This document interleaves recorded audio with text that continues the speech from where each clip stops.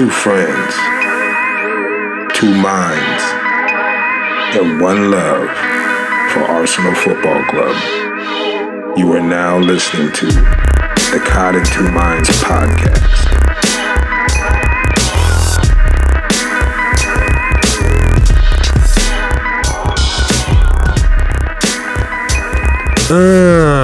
What's up, everybody? Welcome to the podcast, Cod and Two Minds. It's your boy, E. Marshall, and I'm here with that Guna Rush. Hey, Fitty, what's up? Fitty, what's been going on, man? What's up? What's up? What's up, everybody? Fitty Mac here. I didn't even let you say what's up and shit. I'm cutting you off already, you know? hey, that's how we do it, though, so... My bad. So, how was your Thanksgiving week? Everything go okay? What, you know? Hey, when you celebrate two Thanksgivings, you know, you do one early and then you do another one. Yeah. I've been eating turkey for 7 days, and I got the bubble guts, man. And, you know, and that's gonna do it for today's podcast. We'll go ahead and end it on bubble guts. Hate this a bitch. Nah, but you're absolutely right. Turkey out the ass. You know, every day. Here's the thing. A lot of people we don't discuss. Is there's not a lot of real vegetables. You know what I mean? When you talking about all that food, there's not a lot of fiber to get in there and break that shit down, you know, or at least on my end. So yeah, it's a lot of, you know, what is it, white knuckles? You know what I mean? You know what I mean? But welcome to the podcast. Today we're going to talk about rough shits. No, I'm just kidding. I've been gripping the sink, just holding tight, like, oh yeah. God. So I mean, there's got to be something. I mean, in my household, there's dressing, or stuffing. Excuse me, if you're Caucasian. Excuse me, stuffing, yams, turkey. You know what I mean? But there ain't really a lot of vegetables. We gotta do something about that. Hey, dog. I literally 2 days ago. Yeah. I took the rest of the stuffing that was left and threw that shit out. Just threw it out. I'm just enough. Yeah. I get high brain ideas like at 11:30 at night. Like, oh man, you know what? I'm gonna make me a little bowl of stuffing with some gravy all over it and shit. Right. And that shit just gets caught right in your fucking whiskey bourbon throat for some acid reflux and shit. I got you. Yeah, man. So yeah. It's I'm glad it's over. It was a nice, it's a nice holiday. Chance to be thankful, spend time with family, but man, the diet is just it just goes out the window. So what I did last night is I went to In-N-Out Burger. You know what I mean? There you go. I went to In-N-Out, got me a double, a shake, just to mix it up, man. Come on. Yeah, I hear you, man. So enough of that.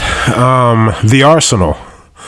We had a Champions League game midweek, and then we had a game yesterday. Sunday match. Well, any thoughts on the Champions League game? Or do you want to get into that later? You want to piss and moan about that, or any quick thoughts? You know what? They definitely there's definitely some pissing and moaning about the Champions League game, but I think I'll save that. And just talking about Sunday's match, Alexi back up top again. Yes.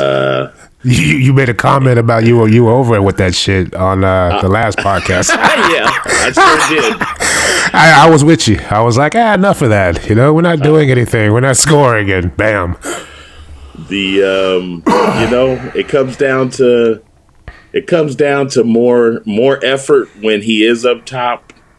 But I mean, I'm even gonna not even so much him, but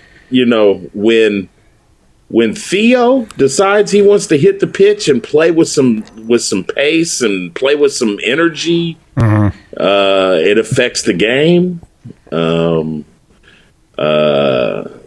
Ox, yeah. I mean, he's half retarded, but what he does do is he brings that ability to break, 1v1 against that left back or right back. He can break him down, and we play with a little more width when Ox is out there. As far as he likes to take on that defender, get to the byline, and put a cross in. Who knows? I mean, the cross might end up, you know what I mean? It might end up in Scotland, but, he at least has that ability to beat somebody off the dribble, get to the byline, and get a cross in. It's just consistency. Consistency is his main issue right now. And then, having the ability to calm the fuck down. Whatever that's called. Composure. It's such a different style of play that we have, whether it's Ox or Iwobi. Right. So we play. Ox, kind of like you were saying, I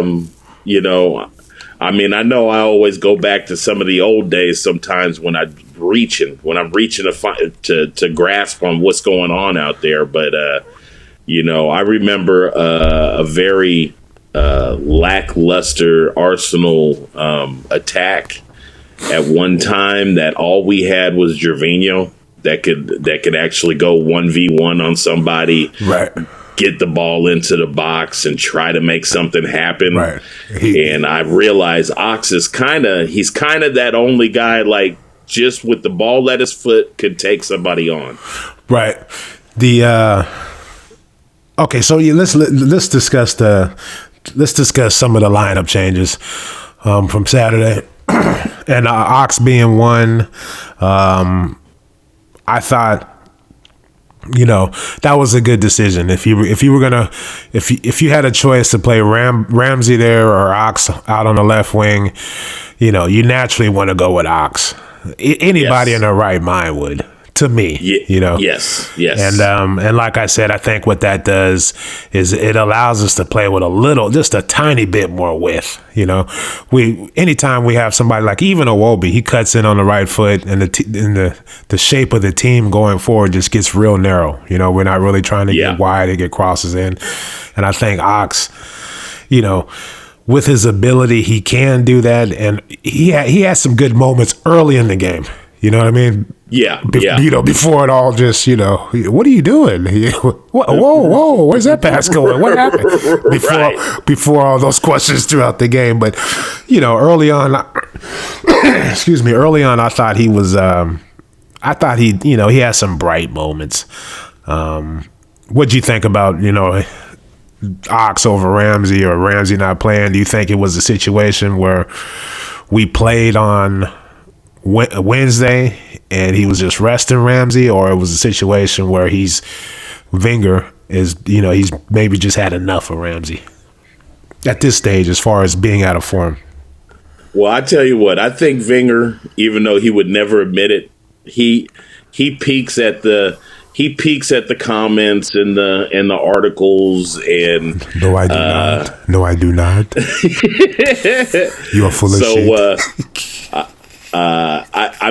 I believe it could be a little bit of a combo of both. Like, no, you can't start Ramsey a third game in a row in a short period. Out of position. But he also, I think, probably really read a lot of people stating like, hey, man, Ox has been putting in the work, man. And he's been, right. He's your hustle man. And he gives you some pace down the side. And how come he's not starting? I don't get it. How come? Right. Yeah, that could definitely be the case as far as Ox earning his spot, because the last few games his cameos off the bench have been productive. He's had a few assists, and he's looked lively. So that could be the case too. He's earned it. That's probably is why Wenger did it. We'll see next game. If he tries to force Ramsey back out there, then we know that he was just resting Ramsey, but. Ramsey's not. He's not in a form to keep for Wenger to keep playing him. He's just out of form right now. I mean, I don't know how he's going to play back in, but he's out of form. That's just the bottom line. What about the? Oh wow, Debussy. I got to go off on this guy. But Debussy got the start. Jinko wasn't even on the bench. We'll discuss that too later. Well, go ahead. I'll let you go first on, what'd you think about Debussy playing and. Some people say debauchery. I say debauchery. Oh wow! But I for the short period he played, he played a couple nice balls. Released Theo once down the sideline that I thought could have been a true threat. Theo freaked out.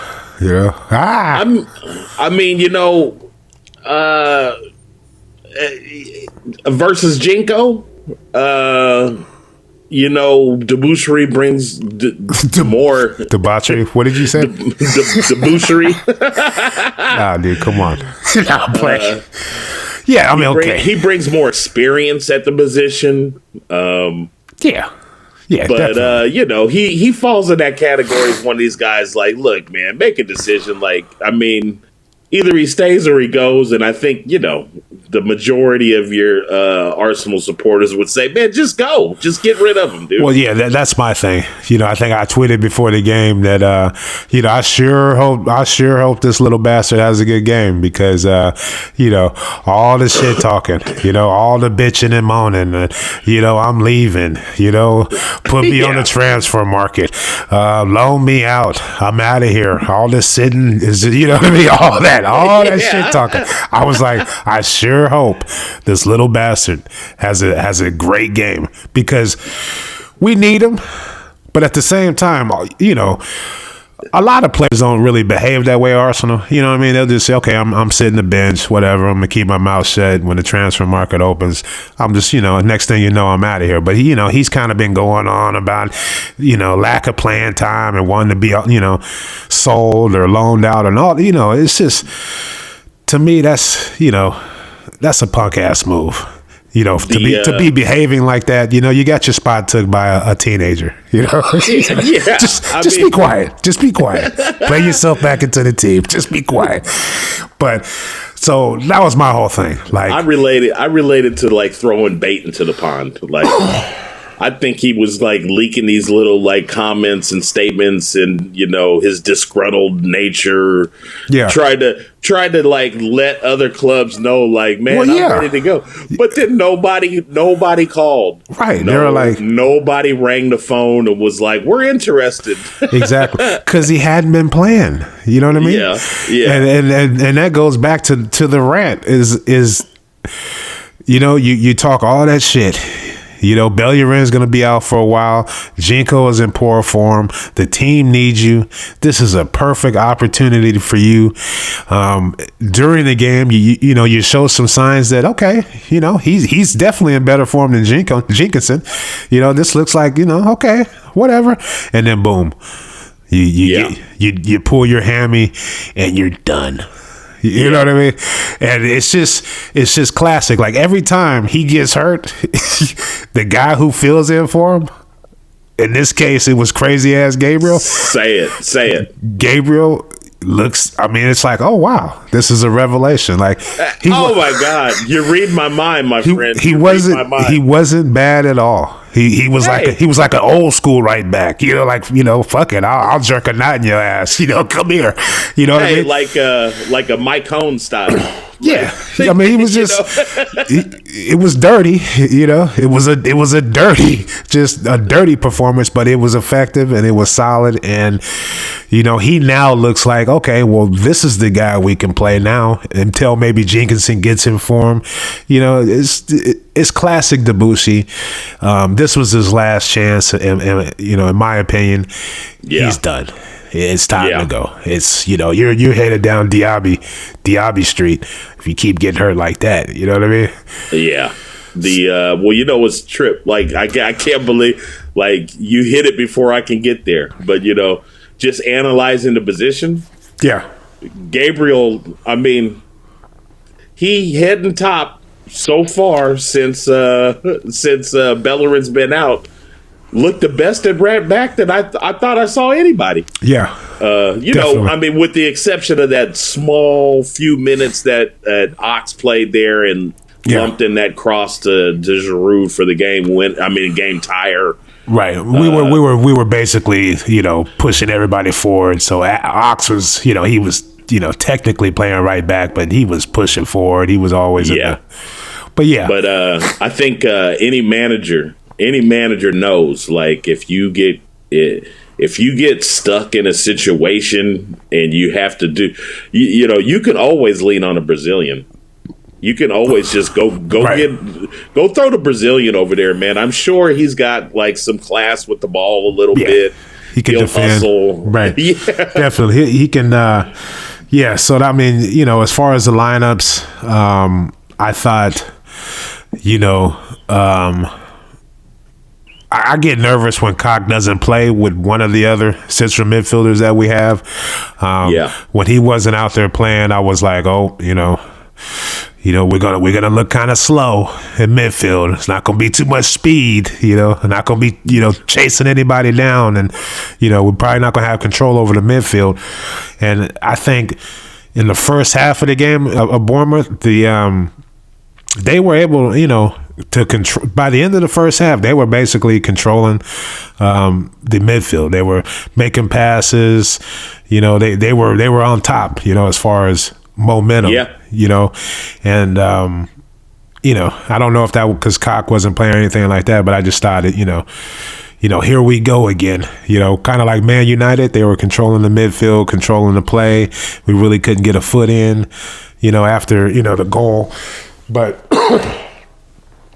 whatever Wenger said at halftime, it kind of got the team back on track. He gets a lot of stick for, motivating or whatever. I don't know. He probably didn't do anything. He probably didn't. But the team came out and played a lot better as far as controlling the ball and making things happen. Definitely. And that, I think it was probably, sorry to cut you off, I think it's because El Nini and Xhaka, they kind of got used to each other, and they kind of got the positioning down where, they were really stopping things. Anyway, go for it. I think, overall on the report card for the defensive mids, like I give them like I even give them like a B-. Like, I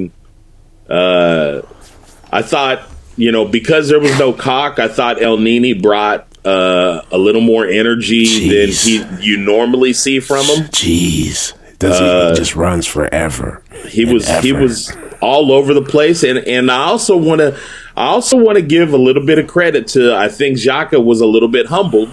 Yeah.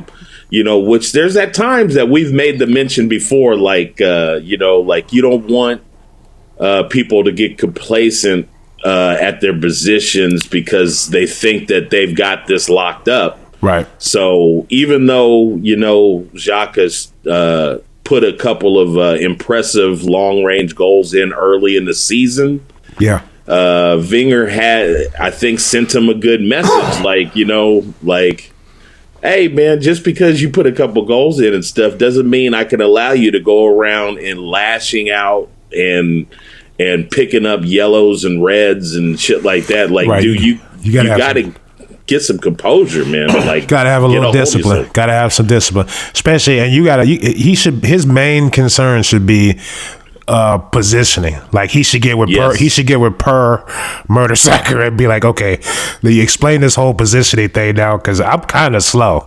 You know what I mean? I'm kind of slow as far as getting around the pitch. And I think he did a great job with that. Like I said, by the whole second half, I think both of them kind of got the whole positioning thing down, and we were able to control the game going forward. And another thing that, El Nini, he's great with the ball, but he doesn't really look to pass the ball forward.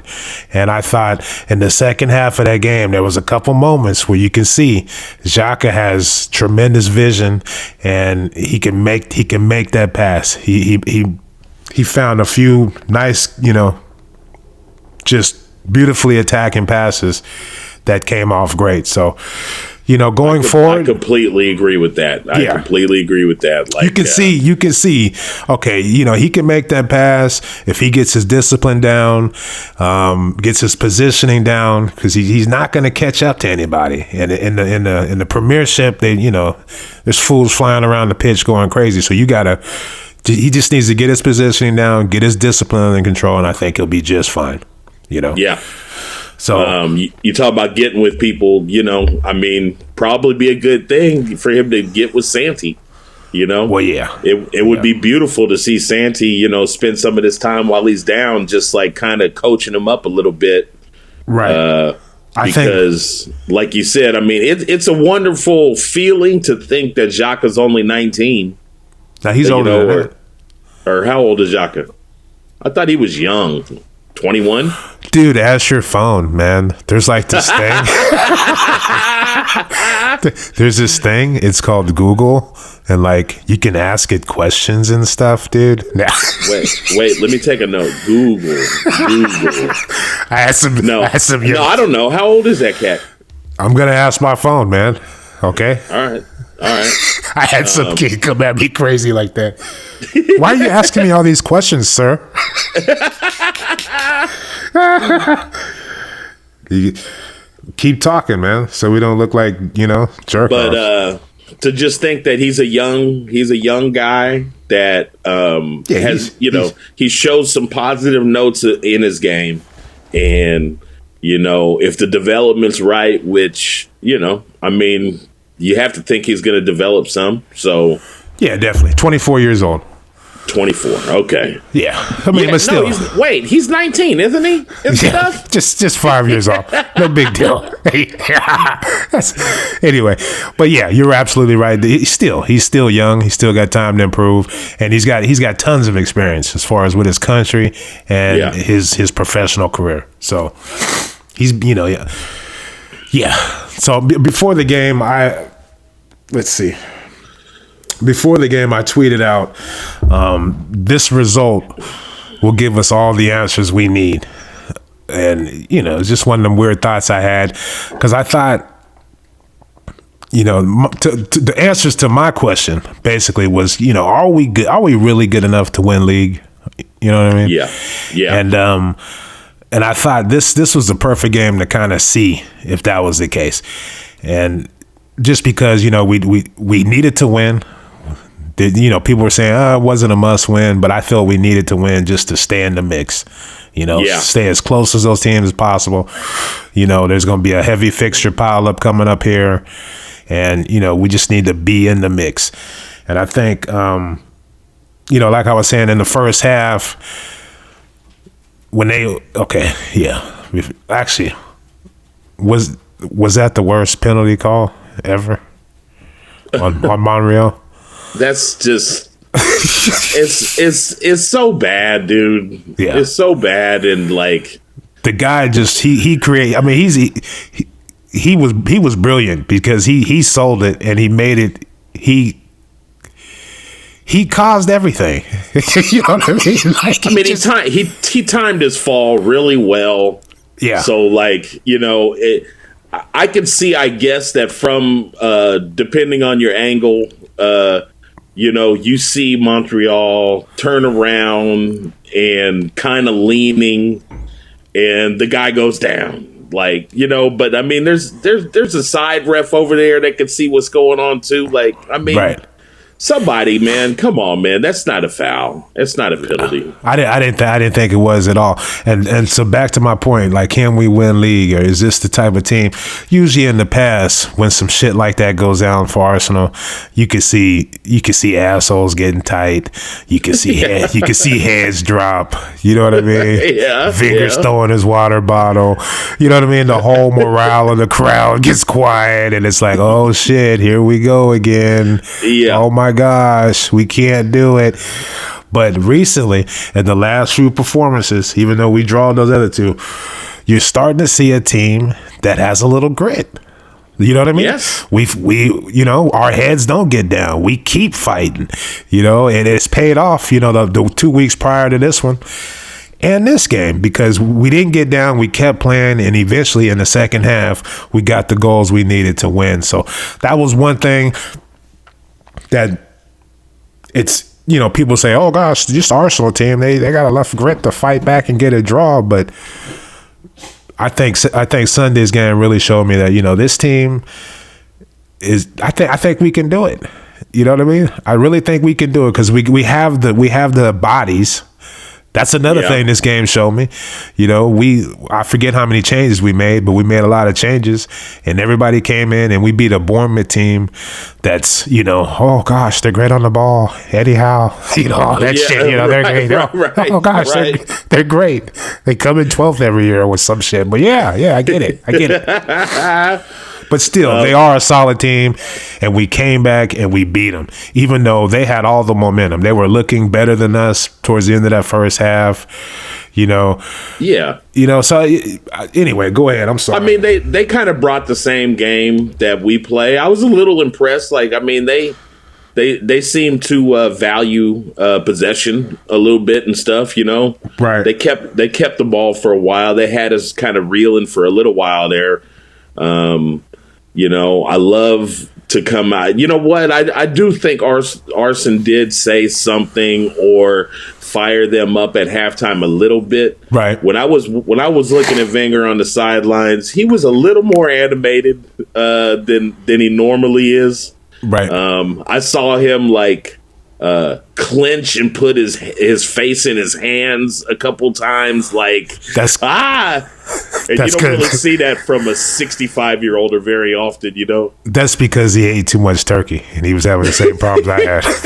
That's only 2 ounces of turkey. That's how I was this morning in the bathroom. I was acting like Wenger on the sidelines. I was just all But yeah, you know. And then the other thing is, like, I just want, you know, the broader picture. So, you know, without breaking down every game, if you just looked at it, like, you know, since the Liverpool game, first game of the season, which, don't forget, we came back and ended up putting 3 on the board and almost drew that game. Yeah, and nobody played. Nobody. Yeah, and we had a bunch of people out. Yeah. But since then, no losses. Right. You know, if at this point of the season you said, you know, hey, you're going to play Chelsea, you're going to play Man U, Liverpool, Tottenham.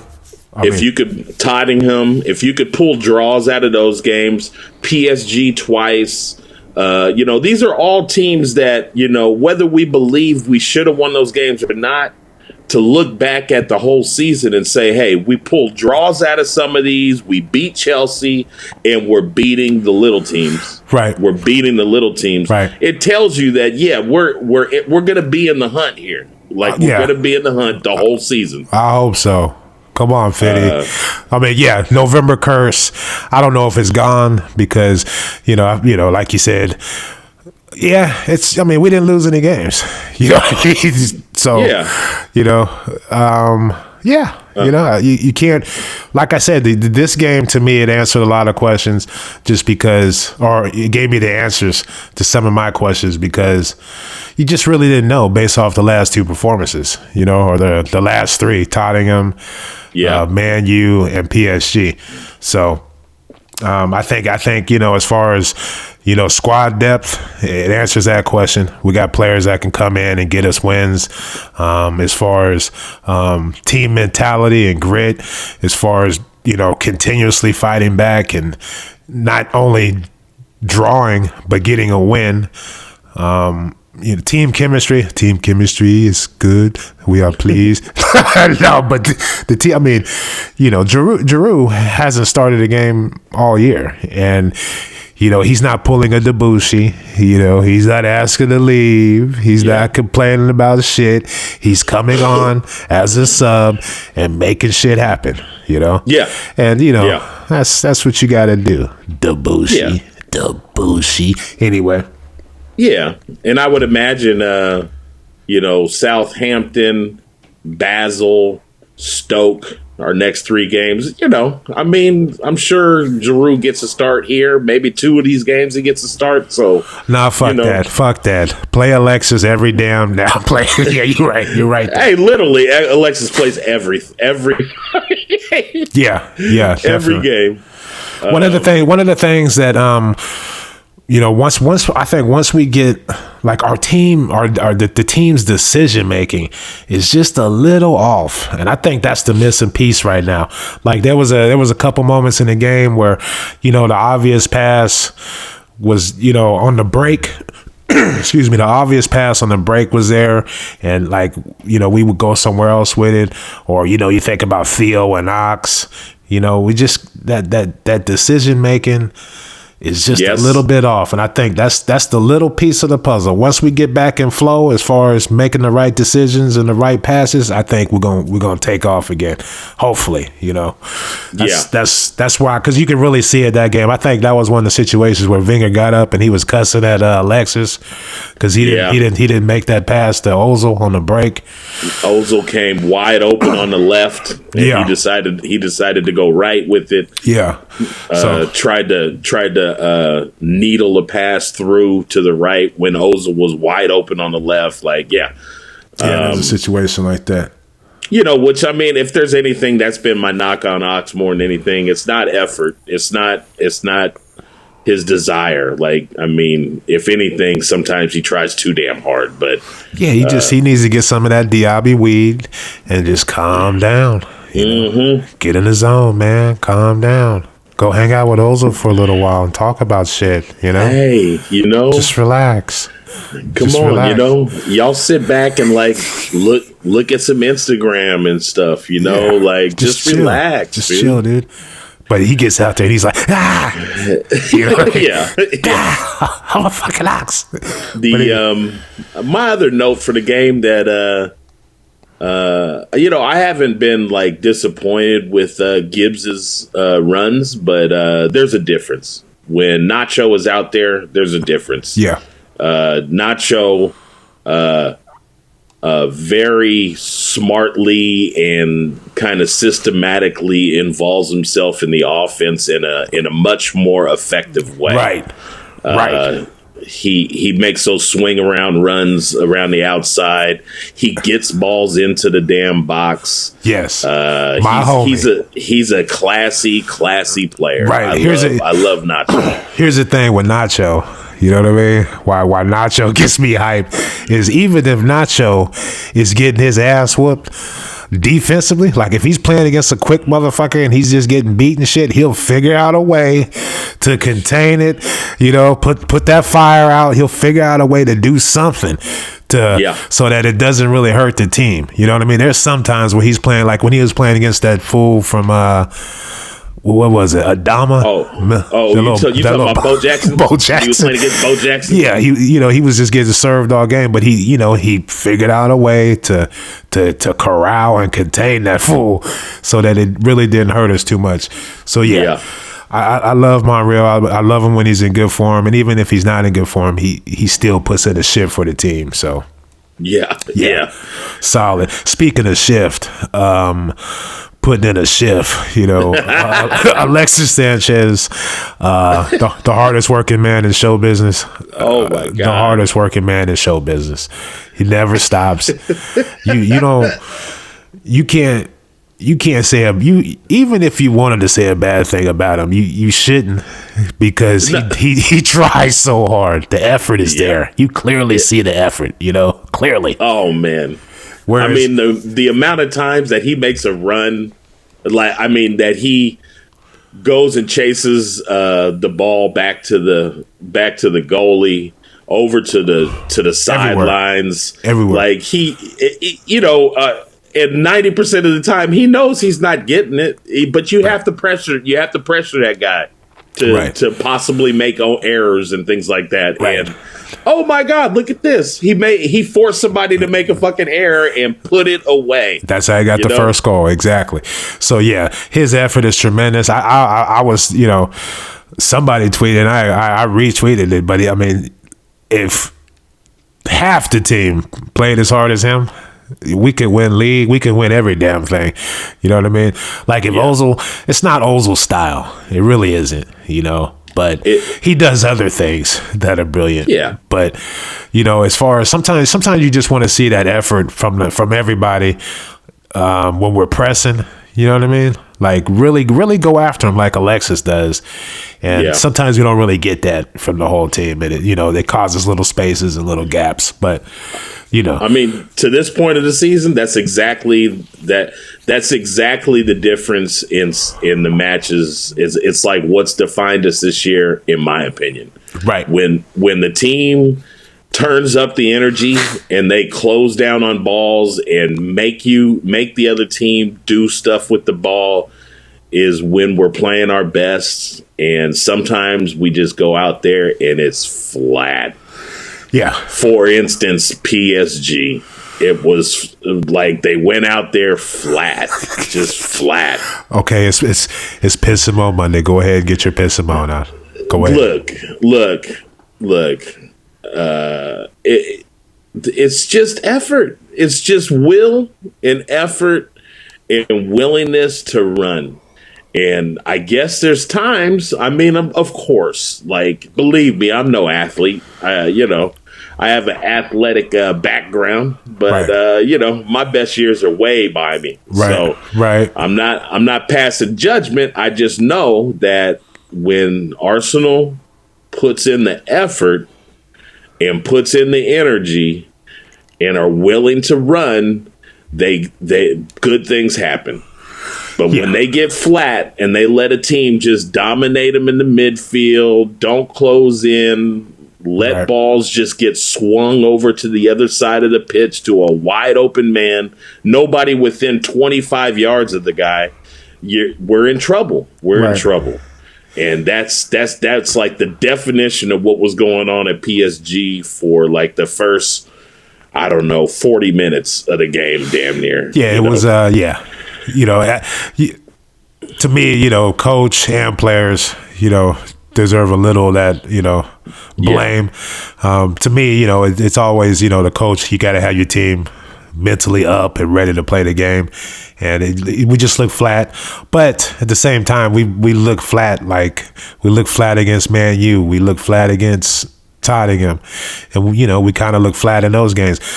But so it could just be a fatigue thing, You can look at it like that. Iwobi, it could, like seriously, you can't keep he couldn't keep that header out on the second. You know what I mean?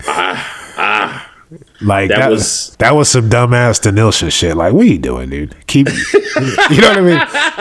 Like, head the ball out, dude. Head it out. Yeah. Jenkinson got a lot of blame for that one, but it's like, it's. I mean, come on. Do you think? And Ospina probably was gonna save it. Yeah, because he was. He was. Ospina was on the ball. Yeah. And it slightly went off because Iwobi put his damn African head on it. Yeah, and, but you see the way he did it. He kind of he kind of lowered it anyway. Well, it was he ducked a little bit, but it looked like was his plan like he was going to try to put it like up over the goalpost. I guess is that what he was trying to do? I guess, dude. I guess. Man. Hey. No, seriously, that could seriously be it. But it was just like. It's a trip too, though, is on that corner when the ball got all the way across the goal like that. I was thinking like, okay, somebody like I sure didn't think that somebody was going to put a head on it towards goal from where the ball got to. So because he was such a distance away from the goal. Yeah. So I was thinking like somebody's got to bring that down and take a hard shot to try to get it in the goal. And it wasn't even that hard of a header. Like, but he was all by himself. Like, I mean, Iwobi blame. He needs all the blame on it. But like, there's nobody back there to mark that guy. Like that's why Jenkinson got a lot of the blame because he was the guy over there. Yeah. But the zonal marking. But Iwobi's coming off his post, and then he tries to head the ball somewhere. I don't know where. And so, yeah, it was one of them games where you're like, damn, but like I said, I could care less about Champions League. I'm glad we're in it. It's fun to watch the games, but I'm a realist. I'm gonna keep it real. This isn't a team that can. Actually, I'm not even gonna say it because fools be trying to kill me on Twitter if I even say that. If I say, I'll say it. But if I say, man, I don't think Arsenal could win the Champions League, you're not a fucking fan. What? How dare you? Anyway, look.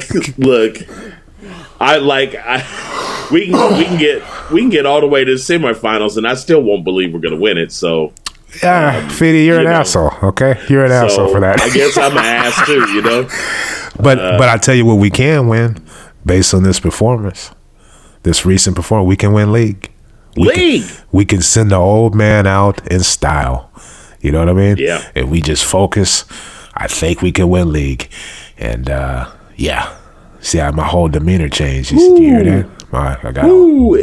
It's such a grind, though. League is such a grind. It's so long. Yeah, we got bodies though. We got bodies.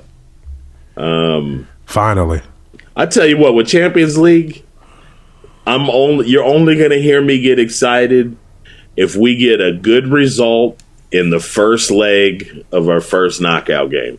I'm not going to get excited until we are in the final, and even then, I'm not going to get excited. Like, there's no way I could watch that game. If we were in the Champions League final, I couldn't watch it. I couldn't watch it. I'd be nervous. I'd be looking like Wenger and shit with worry lines and hunched over like my stomach hurts and shit. Messing around with your jacket, trying to. So that's probably why I'm like, we can't. Anyway, what are we talking about? Champions League, really? Stop it. Who we got coming up, man? Let's end this. So we got Southampton next.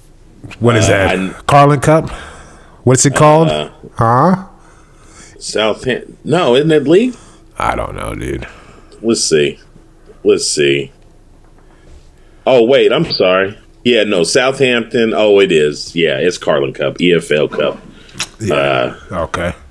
Cool. And that's going to be on Wednesday, and then West Ham, then Basel, then Stoke City. Okay, what is West Ham, Saturday or Sunday? West Ham is Saturday, and it's going to be at the Emirates. Or wait, is it at the Emirates? Seems no. Okay. No. It's at West Ham. Olympic Stadium. In their new stadium, right? Okay. Well, I can give two shits about the EFL Cup. Play the kids, have fun. Let's get to watch. Let's watch some of the youth come in and play and get some time, rest bodies. We got to keep winning. Saturday's a big game. I thought West Ham played pretty good against Man U yesterday. So.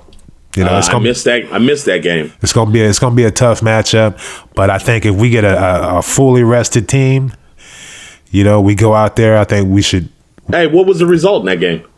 It was a draw. Oh. Mourinho got sent off and shit. Yeah. Mourinho. Yeah. I mean, they got somebody tweeted, but I think they play. Man U plays Tottenham and Everton. And if he loses those two games, or maybe draw against Tottenham and lose to Everton, he might get fired again. And I can't wait. I can't. That's nothing would make me happy. I don't care what we do for the rest of the season. If he gets fired again, oh wow, and he got he got thrown to the stands. Like he was arguing and shit, crying about something. They threw him to the stands. So he probably won't even be able to what is it, touchline ban? He'll probably have a touchline ban next game. So right. But anyway, well, I tell you, the game this Saturday is the early game, which affects Arsenal. Is the early game on Saturday is Man City Chelsea. Wow. Wow. And that's going to be a cracker. Yeah. Chelsea, you talk about somebody getting their shit together. Oh, man. After we beat the shit out of Chelsea, Conte was like, all right. All right. Hold on. Fuck all this 4 in the back. We're going to do it my way. You know what I mean? Terry, sit your ass down. We're going to get it all down. You know what I mean? They what is it, 7 wins in a row? I mean, come on. I think so. You know? I think so. And they were down 1-0 in that game for a while. Yeah, but you already knew just because it was Tottenham, they was going to shit all over themselves. You know, like me this morning. Oh no, I'm just kidding.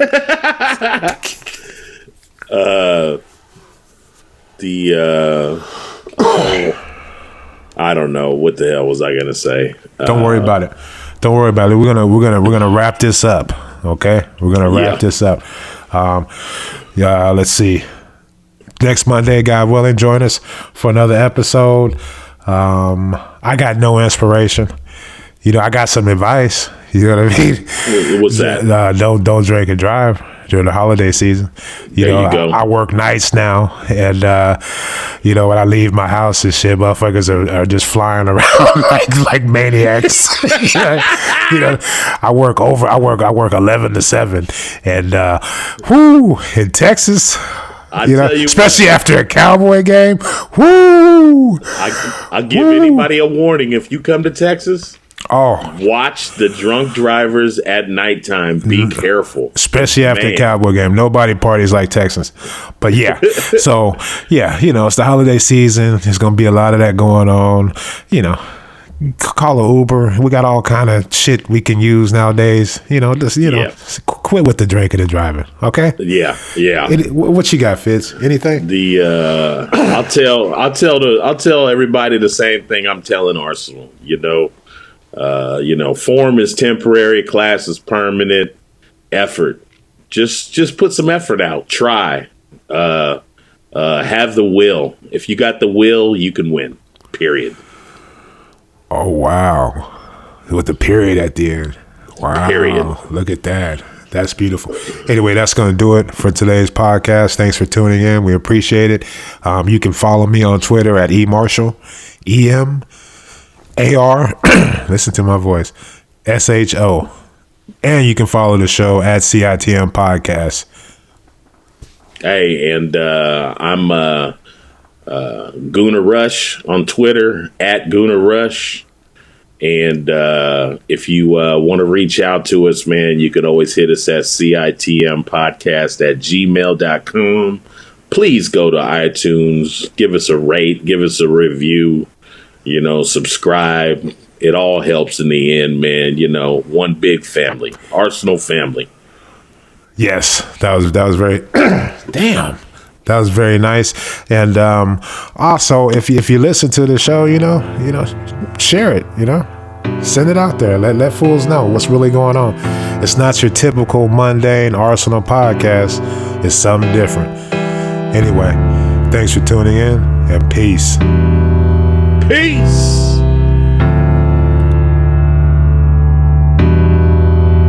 Thank you guys for tuning in to Caught in Two Minds. Please head on over to iTunes and subscribe, rate, and review the show. All feedback is much appreciated.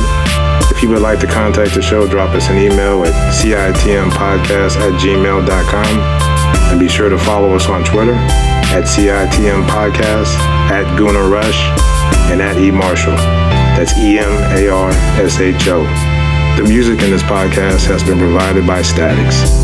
If you like what you hear, be sure to check them out at staticsentertainment.com and follow them on Twitter and Instagram at Statics Music.